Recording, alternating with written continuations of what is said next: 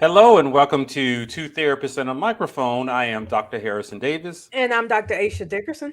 Two Therapists and a Microphone is a show about relationships, social issues, personal issues that personally affect you. We air live every Thursday evening at 7 o'clock p.m. on the Our Black Media Network. We are two licensed psychotherapists with decades of clinical experience, and we want to hear from you. We want to hear about the situations or dilemmas that you're going through. So please send us your questions by visiting www.twotherapist.com and click on Ask Two Therapists at the top of the page. Absolutely. We welcome all of your questions. We can't get to all of them, depending on the guest and the topic that we have. And today we have a very good topic and a very good guest with us. This is June, by the way. So Hmm. June is Pride Month, and we're doing some things at my employer to celebrate or try to celebrate Pride Month. So Dr. Aisha and I decided to bring on an expert today to talk about LGBTQ plus issues with mental health. Yes. So with us today, we have Casey Coleman. Growing up, Casey, a Birmingham, Alabama native, always knew that she wanted to help people. While completing her studies at the University of Alabama, Birmingham, go Blazers, she developed a fascination with the human brain and behavior. This started her on the journey to earning her bachelor's degree in psychology as well as her master's degree in counseling, clinical mental health counseling to be specific.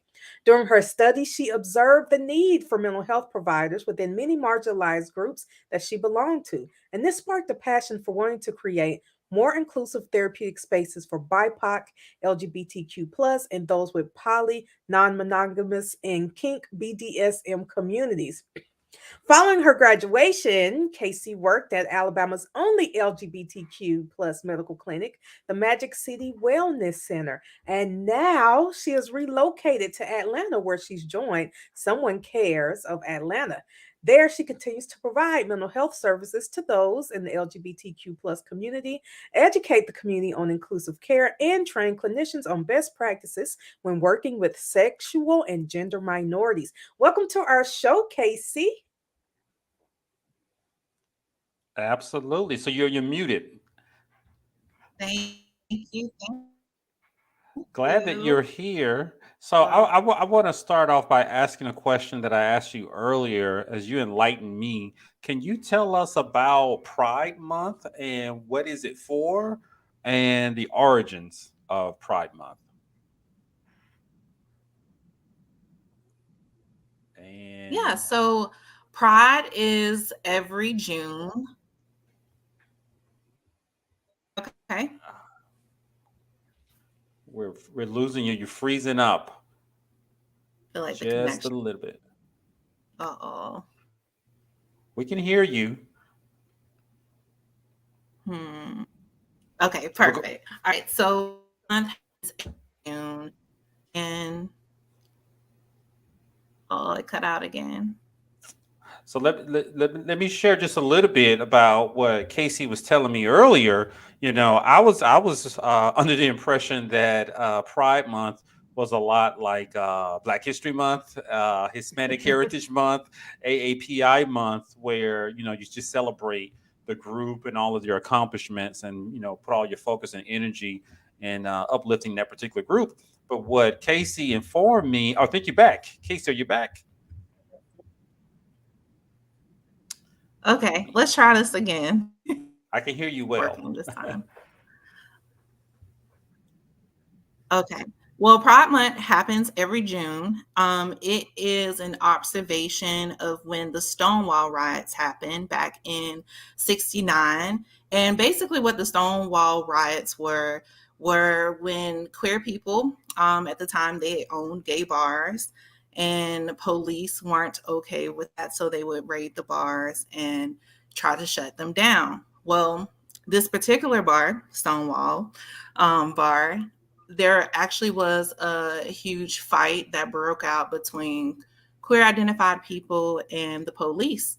And that really just sparked LGBTQ people wanting to, have their own rights and liberations. And you had black and brown trans people, you had white queer people, and that is what really sparked this whole anniversary. So every June, queer people alike get together, they have events, they talk about the history, and it's just really like a big celebration, a big old party for an entire month. Gotcha. So it actually sounds like it's an observance, like you mentioned, of the Stonewall uprising and the riots. Not so much Mhm. about the accomplishments and advancements of the LGBTQ plus community. So that was something new that I recently learned about that. And we had also talked about in Atlanta, there appears to be more than one Right. pride. I just learned this yesterday from Casey. We have Pride Month, and then we have Black Pride, not Black Pride Month, right? But there's a Pride celebration, and then there's a Black Pride Hmm. celebration. Hmm. Yes, yes. Can you? Okay. So you have Black Pride.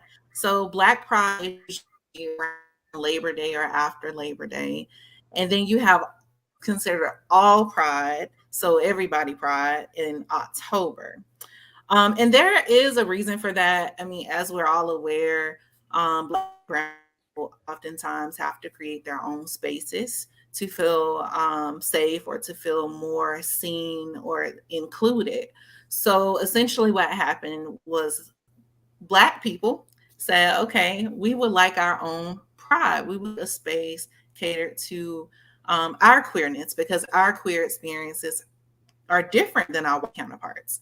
And so what they did was they created their own pride. So essentially, when you hear a lot about LGBTQ rights and things of that nature, a lot of the times in the pictures you see white gay males. So there's a reason for that. And it's pretty much the reason for anything that's involving race, but it goes back to privilege. It goes back to white male privilege. Though you have Black people, especially Black trans women, who were really working on the back end, trying to make these changes happen. Went to LGBTQ rights, you have gay males in the front of that. So a lot of the times when the events happen, they were catered more to white gay males. Even in Mm. Alabama, there isn't a space necessarily for Black and brown people, Black and brown queer people. Oftentimes, what you see is you see clubs or spaces being ran by white gay males, which that is a Mm. much different experience than someone who is queer and Black. I see. So I have a question, or rather, it's something that I learned again yesterday that I think would be very beneficial for our viewers. Could you please define all of those letters? And I say LGBT plus, but I know it's like LGBTQ, and when I looked at it last month, there were a few other letters I'm Yep. not as familiar with. So could you help us by telling us what are the words that each of those letters belongs to, and what are those words? Like, what do they mean? Okay. So it is a lot because once you get the plus sign or once you get past UA, there are a bunch of identities that you probably never heard of and some that I haven't heard of. So at the baseline, you have LGBT. So that's what was used primarily. So lesbian, gay, bisexual, and transgender. Mm. But transgender is not a sexuality. Transgender is a gender identity. And I will explain a little bit more about the differences between. So the LGB sexual orientation. So your sexual orientation is basically who you're attracted to, whether that's physically, whether that's emotionally, sexually, or romantic. When you talk about identities or gender identities, and you have someone who is trans, that is how that person presents. So how that person say on the inside, that is your gender identity. So that could be man or man or woman. It can be trans, it can be non-binary, which non-binary means that you do not align with identities of men or women. You're just kind of, if that's the easiest way to describe that. Gotcha. So a question I have, thank you for explaining some of that. Working in an environment where I have to celebrate, and I gladly celebrate all different peoples and cultures. This is one that I don't always have a lot of support trying to celebrate. And sometimes I make a misstep, in using some of the terms and things like that. Because I'm even wondering, listening to you, I think I understand the sexual preference orientation piece. But then I'm wondering Mhm. what's the rationale for including the gender identity piece, the trans women, trans men into that same category? Do you believe that that should be a separate category? So technically it is a separate category because someone's sexual orientation is not the same as their gender identity. They're completely independent.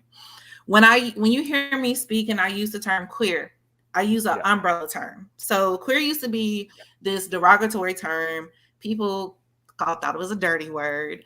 Yeah. But it was time, but it has been reclaimed by LGBTQ people as a term of empowerment.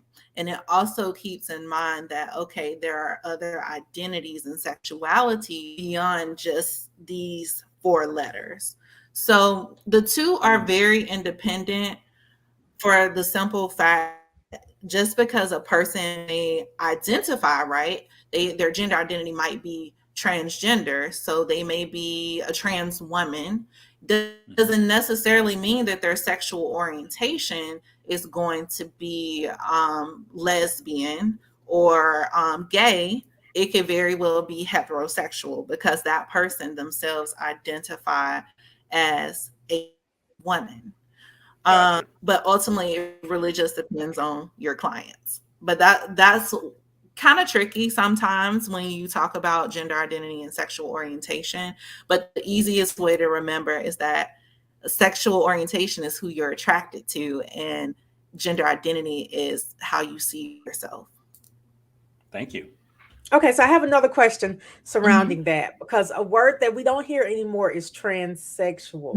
Is it because that word is a bad word now, or is there a difference between transsexual and transgender? So I'm going to be honest. My older clients that I have worked with, the clients who maybe fall over in the ages of 60, they might still say transsexual. They might still say transvestite or Hmm. not hermaphrodite, but transvestite. Yeah. Um, but those words are so dated and they were very offensive to people. And so they stopped using them.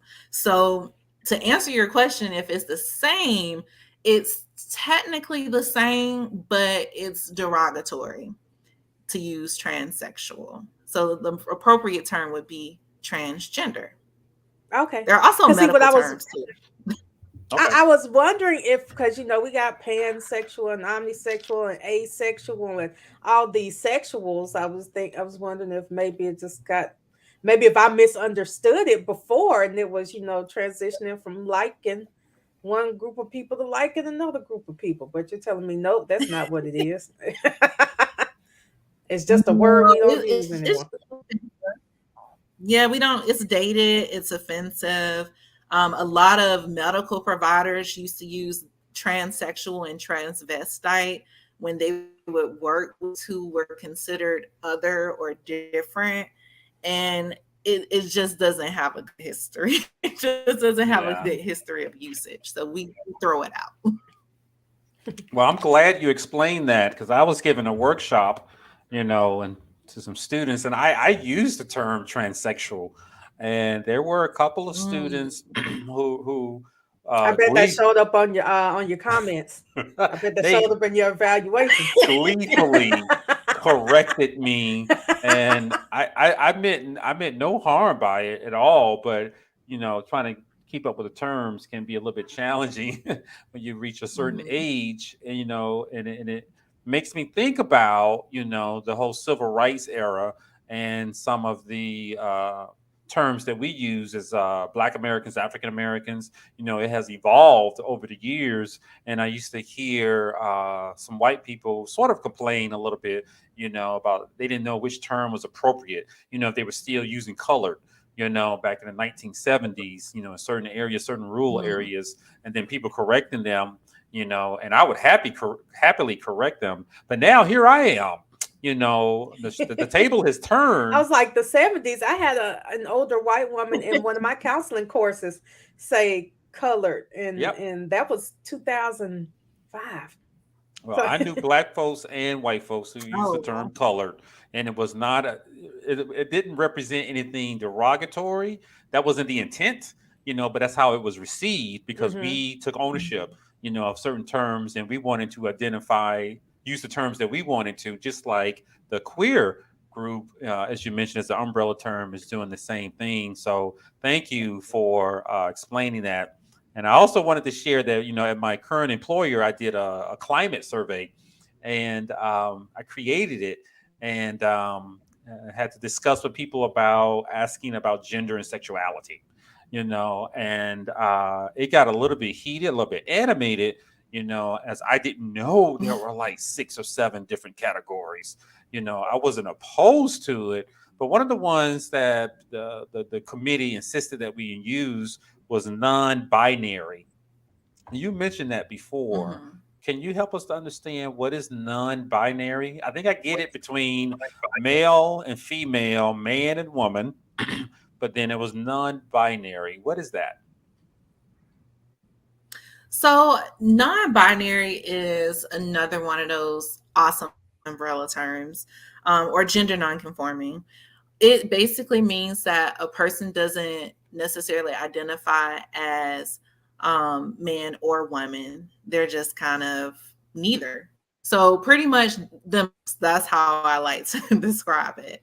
Um, and a lot of the times it can be confusing because you have trans people who start going through their transition and you might assume, oh, well, this person must be trans because they were assigned female at birth, but Hmm. now their gender identity is men, or they might have their gender expression that looks more masculine presenting. So the assumption is that okay, they must be trans.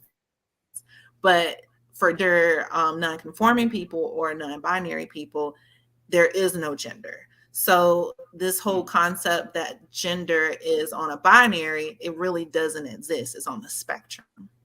Gotcha. Gotcha. So Mhm. we talked, or maybe you did mention something about pronouns. I want to bring up pronouns because we were talking about it a little bit before we came on too, how it can maybe be a little confusing sometimes for older people. And I Mhm. know we have the plural they them, which a lot of I'll say English speakers. We went a long time with them making us say she or he, Yep. his or hers. And then you Yep. Mhm. would put they, like you get 5 points knocked off your paper. So sometimes, our brains are fighting against saying That's true. they are them. And Mhm. even I've seen Zim Zer, which I have no idea I what haven't seen that that one. is. You haven't seen that one yet? Mm-mm. But Oh, I ZZ, am. Is that what it ZZZ. is? I knew it. I just know I had a Z in front of it. My apologies for anyone who Mhm. uses those pronouns. Can you explain to our viewers and listeners why are pronouns important? Why do people such as myself and Harrison rack our brains and feel bad when we use the wrong pronouns? Because I do, because I've done I it before, and have, and I someone's have to like, apologize. I want to apologize again. I You know. know, you don't have to put I'm those like, comments on the end of the semester evaluation. okay. I'm apologizing again, but go ahead. I'm sorry. Oh no, it's fine. But I mean, again, it goes back to this idea that gender is on a binary when in fact it is a spectrum. I mean, even thinking about the pronouns she, her, he, him, Hmm. that is a binary, but it doesn't take into account for non-binary people or gender non-conforming people who don't identify as a she or he, Hmm. rather just them. And so my whole approach to pronouns is just to ask if you're not sure instead of Hmm. assuming. Also, the idea of being okay with getting it wrong. You're going to get it wrong, and that's Oh, I okay. know I It's am. just how you It, choose to it has handle it happened, afterwards. and I meant no harm by Yeah, it either. and a lot of queer people are very understanding. A lot of my trans clients who I've had when I first started out, it was a learning lesson for me too, because it would slip. I would accidentally Yep. say Yep. she when in fact I meant he. And the way I approach Hmm. that is I simply say, I apologize. And then I go back to using their preferred pronouns. Um, but it's one thing to be intentional, it's another thing to not have a lot of care about it. And I think that's where some of the frustration comes in for queer people, is that they've been brought up in households where they have family members and even friends that don't even acknowledge them, that don't even affirm their identity. And when you have an environment where you're not being affirmed, when you do get out in the world with other people and you want them to affirm you, sometimes your patience can be a little thin, you Yeah. can be a little frustrated Yeah. when people misgender you. So it's just kind of like putting yourself in their shoes and thinking about, well, maybe at home they're not being affirmed. And not to mention society already kind of puts us boxes and doesn't Hmm. do a really great job of creating spaces for groups, various marginalized groups at that, when you're really trying to put your in the world and you just want people to see you as the person you see yourself as, it can be frustrating. So just be Absolutely. intentional. Ask, not assume. If you make a mistake, it's okay. We're not going to come at you with pitchforks at all. Just Yep. correct Like it. yourself and keep it moving. Right. Yeah, I Okay. appreciate that. Yeah, because like I mentioned, I celebrate the group, and I'm happy for people finding someone who they love and who loves them back. And like Aisha said about changing our language, it's just something I have to be mindful about and continue practicing. Using them and they. Instead of him or her. That is a challenge for some of us who work damn hard to use correct English. Because we sometimes didn't learn it in grade school, and you have to learn it in high school and college, Mhm. and then we have to go back to saying something that doesn't really fit. And right, But because then the APA manual tells you to use gender neutral pronouns, and you're that's like, right. I've gone through four different versions of that manual in my professional life, and now we're on plural pronouns. But So to but to go go ahead. And I along, will say there's an example in the presentation I gave the other day. And when you think about, maybe the census is she invited her friend over and they decided to make cookies or something of that nature. If you don't necessarily know that friend's gender, you're gonna say they. You're gonna mhm, naturally say they or them or theirs, because you the person from the outside, you don't know whether their friend is male or female. So that's another way to kind of look at it. That's just at least that's how I conceptualize Yeah. it. Well, I think we're all working on it, and I want to work on it. But Mhm. along those lines, since Dr. Aisha brought up, pronouns, I'm also getting used to the allies who are making it clear about their pronouns, that's in line with their birth gender. And just a quick story behind that, I was at a conference years ago, a long time ago, and people were introducing each other, and someone, I just say her name is Sally. So she said, "Hi, my name is Sally, and I go by she and her." And I looked at her. I said, "I'm sorry." She said, I'm Sally, and I go by she and her." I said, "You go by she and her?" She said, "Those are my preferred pronouns." And I looked at her. She looked like a woman and everything. So I went and sat down the presentation, and I kept looking back at her like, "Oh, did she used to be a man?" I had no idea.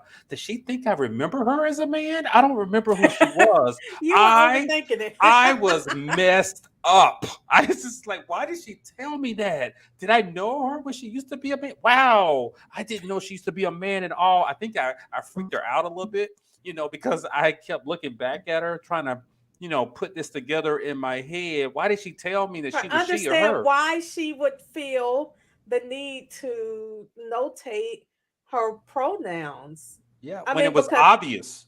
and see, So, and that's a good point because I'm always thinking like my pronouns should be obvious, but I mean, I'm hearing you. I mean, I understand why pronouns are important, and at yeah. the same time, when someone asks me my pronouns, I kind of get a little offended. Like, what do you think I am? You Right. And see that, this? yeah, yeah. And I'm noticing other people, they use the term cisgender, and they would say I go by Uh, he and him. I'm like, but isn't it obvious that you're a guy? That's what's going on in my head. Can you tell me us about that movement but again, it's an for? assumption. I'm sorry. It's an assumption. So we assume that people are, man, woman, or identify as man, woman, but they might not necessarily identify as man or woman, or maybe they did go through a transition. And when you talk about allyship, I Mhm. love this topic because allies are nice to have in the community, because when you have allies who use their privilege, it really helps change a lot of the misunderstandings within this community. So if you have an ally who is a cisgender, even heterosexual person, and they introduce themselves with their pronouns, they're Mhm. making they're making this practice normal. They're normalizing Yeah. this. They're normalizing it for people who have to tell people their pronouns, because otherwise they may get it wrong, especially if they don't present um, as their sex assigned at birth. So it's really just to help normalize things. Yeah, I kind of got that. I put that together. It's just that has been uh something I had to work on as well, and not reacting. For example, the first time if I'm meeting Aisha and she says, "Hey, I'm Aisha Dickerson, Dr. Dickerson," I go by she and her, instead of looking at her like, "Yeah, of course," I Aren't that isn't that what you're going for? I mean, I literally used to do that, like, okay, and I had to learn how to stop to do that. So thank you for explaining that, because again, I don't want to hurt anybody's feelings. I don't want to disrespect anybody. I want to honor you, and so I'm glad that you're helping me to understand some of these issues. Okay, so I have a story. I have a story. So most people who listen know I have a high schooler and I have a middle schooler. And it appears that for my middle schooler, a lot of people in her school are deciding to define their gender identity, different gender identities and different sexualities.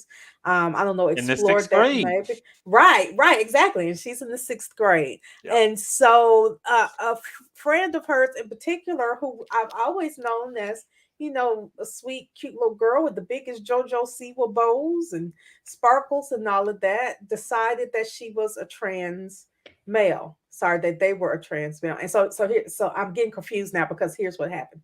Trans male, and then no, I changed my mind. I'm a female, and now I'm non-binary. I want to go by them, they. And my question is, does that not diminish or discount the importance of pronouns when you're jumping back and forth and confusing old people like me who are trying to respect your pronouns? I'm trying to respect them. I would say it does. I would say it does make it more challenging. At the same time, I look at it as maybe that individual is still trying to figure out where they sit at on the spectrum. And maybe that would be a good time to have a conversation with them to get a little bit more understanding, because it can be confusing if someone's going back and forth about their pronouns or their gender identity, and you're trying to get it right. You're frustrated because you're trying to genuinely get it right, and it's changed to something else weak. But again, you have some people, especially the youth. Youth have created a lot of the terms that a lot of us don't even know about. They're figure things out. That's really what it is. Trying to figure themselves out, trying to figure out how they want to show up in the world, and it just takes being patient with them. So that's the only advice I can really give when it comes to that. It's just being patient. Well, along those lines of the story that Dr. Aisha just mentioned, I too have a sixth grader girl, and her, and her friends are doing the same thing as what Aisha just talked about. Her daughter's friends, So I there's a situation I want to ask how should I handle it? One of her best friends has indicated to my daughter that she is pansexual. Now, my daughter has a couple of pansexual friends. And she's in sixth grade. I was like, wow, really? I know the parents.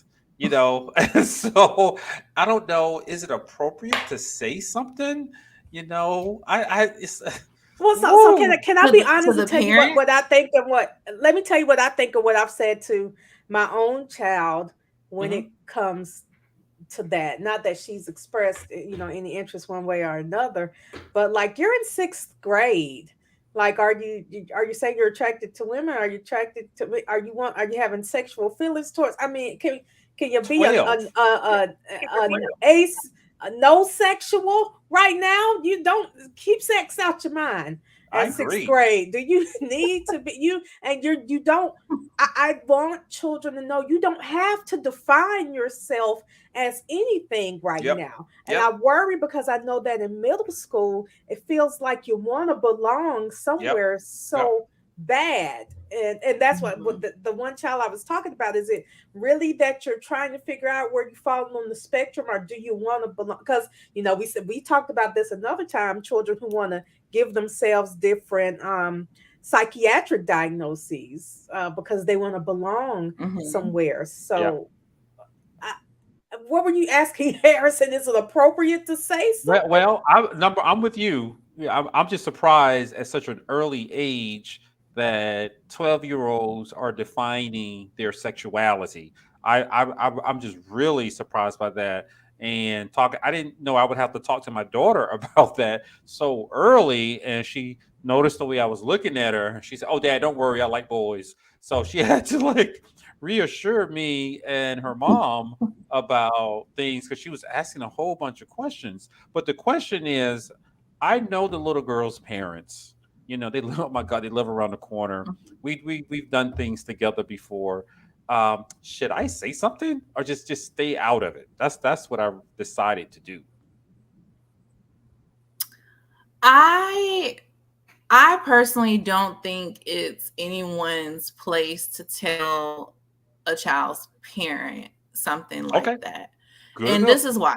So my reasoning behind that is because oftentimes that although children, and I mean, children have lives at school, we all have had our lives at school, and sometimes it can be a little bit different from a school environment versus a home environment. And so if that Yeah. child is out, maybe in their school environment, it's because they feel safe, it's because they feel comfortable. Whether it's a matter of, hey, I'm figuring out who I am, or I'm simply trying to belong. That's not for anyone else to kind of make that judgment, but really just to kind of be a guide, if anything, or be a safe space. Mhm. Because in you telling those parents may not be very accepting, and that can Yeah. go horribly wrong. I would honestly say that even in my own experiences, um, that has gone horribly wrong. And I've had clients who have had experiences where they were forced to come out, and it has not gone well. They either end up on the streets or end up having to live with somebody else. Um, it's really traumatizing. So Yeah. I would just stay out of it, I have. I honestly. have. And I have. you know, when when they feel the need to tell their parents, then that's kind of their, that's on them. That's their time. Coming out is something that a person doesn't do just once. A queer person doesn't come out. You're coming out your entire life. You're always telling someone new who you are, what you're attracted to. So at a young age, with a population that's already very vulnerable, that can be very traumatizing. Thank you. Mhm. Well, I want to thank you, Casey, for coming on and telling us so much information, not just about Pride Month, but about pronouns and about what all the different letters stand for. Just kind of giving us, I'm going to say, a short crash course for what we need to know to be, as I say, culturally competent, because it is Yeah. part of cultural competence. But I do also want to just encourage everyone who's listening to continue to do research so that you don't, I always say, so you don't put yourself in a position where you say something wrong and get slapped. So, Casey, why don't you tell? Well, first, let me say, do you have any final thoughts for our viewers and listeners? I would just say if there's something you aren't sure about, ask questions, do your research, attend some of the events. Pride is in a hot spot right now. There's lots of things going on over the weekend, and it's also Juneteenth coming up. Hmm. So if you want to hang out with some Black queer folks and you want to learn a little bit more about Black queer culture, this weekend is the best weekend to do that. All Okay. Can right. you imagine that? Juneteenth combining with Black Pride. Now that's a festival right there. Mhm. So, Casey, tell us about your agency and where you work in case any of our audience members want to get in touch with you or the services. Yes. So I work with a local agency called Someone Cares of Atlanta. We are a nonprofit organization offering free HIV testing, behavioral health services such as therapy. We offer case management as well as primary care. We also offer gender affirming services. So for anybody who is looking to start their transition and are wanting to start hormone replacement therapy or hormone therapy, we do have that. But also, we are a hub for all things physical and mental. So I can definitely be reached there. You can always Google Someone Cares, or you can utilize the website s1catl.org. You can find me there. You can find all the other wonderful providers. And I'll also add that you can also find me on OpenPath. OpenPath is a Right. great way to get my contact information. On what? Open Path. What is that? OpenPath. I never heard of it. So I can explain Open Path if you like, or you can if you Yes, want. yes. Okay. Okay, so Open Path is a Oh, place where people can find a affordable therapy services. Maybe you don't have insurance or you can't find a therapist you want to talk to that has insurance, but you can that accepts your insurance, but you can find a therapist who will accept a discounted rate on Open Path. So Hmm. commonly the sessions are anywhere from I'll say $30 to $60 is what I've seen on Oh, Open Mhm. wow. Path. It's a great resource for that where I've sent clients who don't have insurance and Yep. can't afford certain rates. I'm glad you mentioned that. I didn't know anything Mhm. about it. So thank you so much. And I want to thank the audience for coming out. Oh, Aisha, any other final words that you have? No, just educate yourself. And for those, well, happy Pride Month to everyone. Happy Pride Month. Absolutely. And thank you Happy guys for Pride. listening to Thank you us. for Yes, having me. happy Pride all month long. And there's another one in October. So thank you guys for joining us September and today. October. September and October. Okay, we got plenty of time. But thank you guys for joining us today, for checking us out. And Casey Coleman talking about Pride Month, LGBTQ plus. You're listening to us on the Black Media Network. Our Black Media Network. We're going to be live every Thursday evening at 7 o'clock p.m. And we will see you guys next week. Thanks a lot.